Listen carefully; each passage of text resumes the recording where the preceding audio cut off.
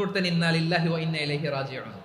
তারপর পড়তেন আল্লাহুম্মা আজুরনি ফি মুসিবাতি ওয়াখলুফ লি খায়রাম মিনহা, মানে আল্লাহ এই যে আমি বিপদে ধৈর্য ধারণ করলাম এটার সব তুমি আমারে দাও, আর যেটা হারালাম এর চেয়ে ভালো কিছু দিয়ে মেকআপ করে দিও, ভালো কিছু দিয়ে বদল করে দিও। সুবহানাল্লাহ পড়েন। তাহলে বিপদ আসলে আমরা কি পড়ব? কথা বলেন।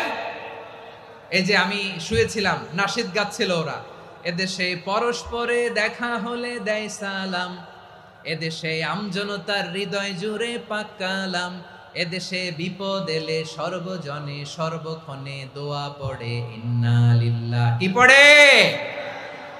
সুবহানাল্লাহ সুবহানাল্লাহ সুবহানাল্লাহ সুবহানাল্লাহ। এদেশে আজান শুনে সূর্য ওঠে শহর গ্রামে, এদেশে আজান শুনে সূর্য ডুবে সন্ধ্যা নামে, এদেশে সকল